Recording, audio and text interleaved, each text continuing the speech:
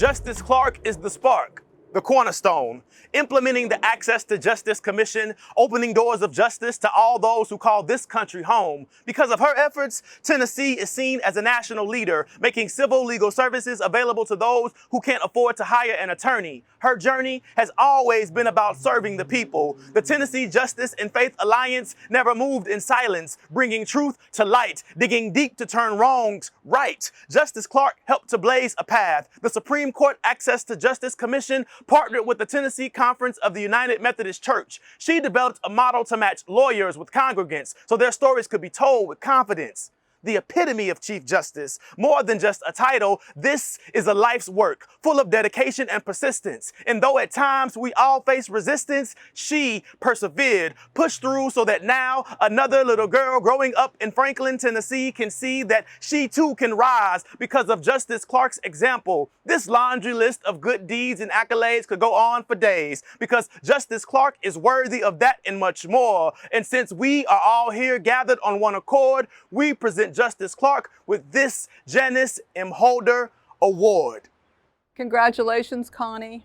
I couldn't be more pleased to have you receive the Janice M. Award from the Tennessee Alliance for Legal Services. I can think of no person who's more worthy of a receipt of an Access to Justice Award. It was not that long ago that we sat together during a court retreat and determined that access to justice would be the court's #1 priority in that year and in years to come. Since then, you have been front and center for every activity of the Tennessee Access to Justice Commission and of our partners. Thank you for your activities and leadership all this time. You're now the Access to Justice liaison, and I thank you for all of the initiatives that you have engaged in from that time forward. I will tell you, however, that I think your most enduring legacy will be with respect to faith-based initiatives. This is where your passion is. And at a time when the court decided that the faith-based community should be involved in access to justice, you stepped forward and with your unique contacts and abilities made sure that the United Methodist Church Tennessee chapter became the first denomination to participate in our access to justice endeavors. Thank you, Connie. Thank you, dear friend, and congratulations. Because of who presents it, who it's named for and honors, and what it stands for, I'm extraordinarily humbled to accept the 2020 Janice M. Award. First, the presenter. TALS continues to serve as a statewide leader and coordination point for civil justice issues, continues to educate policymakers and advocates and the public about civil legal issues, and continues to connect vulnerable Tennesseans with civil legal help that they desperately need. This organization is amazing, and our statewide access to justice efforts could not thrive or even survive without the generosity and commitment to service of all who are involved with TALS and of all the LSC-funded organizations which relate to it. Second, who it honors. It was due to her great vision and hard work during her term as Chief Justice that Janice Holder, my close friend for over 30 years, led the Tennessee Supreme Court to declare access to justice its #1 strategic priority just over 10 years ago.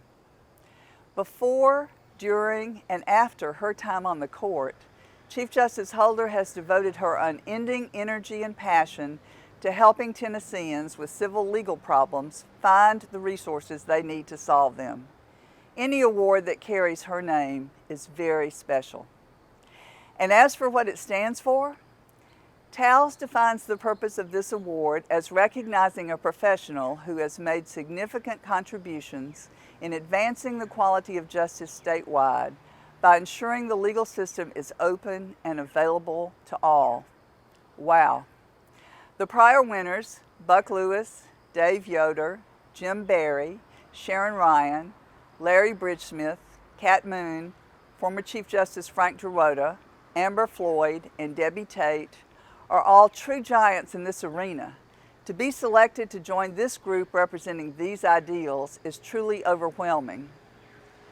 I often say that I believe a community is only as strong as the justice it can provide to its most vulnerable citizens. In the midst of several crises we face today, where so many are so vulnerable, it's more important than ever that we keep marching together to make real that elusive, often broken, but always fundamentally critical promise of liberty and justice for all. This is my passion. I will continue to speak out and look for more ways to accomplish this goal. I'm so grateful for this recognition and the renewed energy it gives me as I reflect, once again, on how far we have left to go, but how exciting it continues to be to travel the road with each of you. Thank you for this honor.